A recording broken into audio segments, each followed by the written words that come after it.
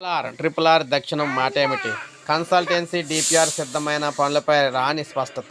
ఉత్తర భాగం పనులు ప్రారంభానికి కేంద్రం ఏర్పాట్లు.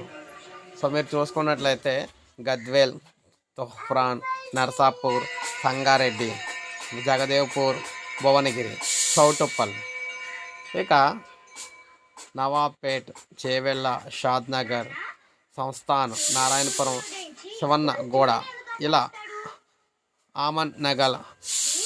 ఆమనగల్, మర్రిగూడ, ఇలా వీటికి సంబంధించి దక్షిణ భాగం అనమాట. అయితే దక్షిణ భాగం అయితే ఆపి ఉత్తర భాగం అన్ని పనులు అయితే స్టార్ట్ అయితే అవుతూ ఉన్నాయన్నమాట.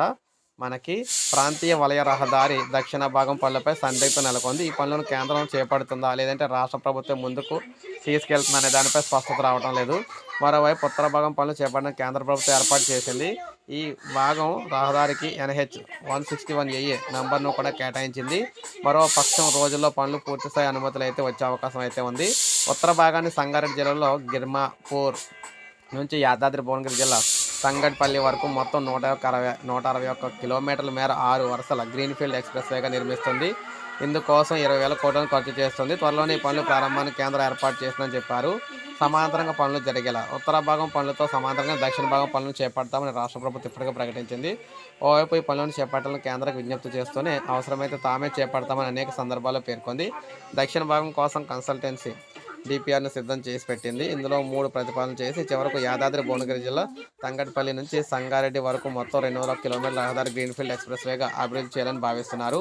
యాదాద్రి భువనగిరి, నల్గొండ, రంగారెడ్డి, నాగర్ కర్నూలు, మహబూబ్ నగర్, వికారాబాద్, సంగారెడ్డి జిల్లాల మీదకి రహదారి నిర్మాణం చేపట్టి డిపిఆర్తో పొందుపరిచారు. ఇందుకోసం సుమారు 2010 హెక్టార్ల భూసేకరణ అవసరాన్ని గుర్తించారు. Future City, AI City, Adibatla, Aero City ప్రాంతాలను కలిపేలా ఈ రహదారి అలైన్మెంట్ రూపొందించారు.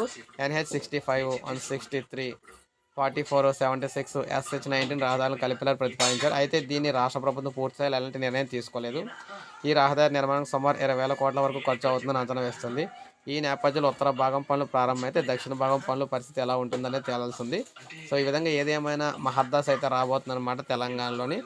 సో ORR ద్వారా. సో ఇది అప్డేట్. ఒక లైక్ చేయండి, సబ్స్క్రైబ్ చేసుకోండి, మంచి ఛానల్ సబ్స్క్రైబ్ చేసుకోండి.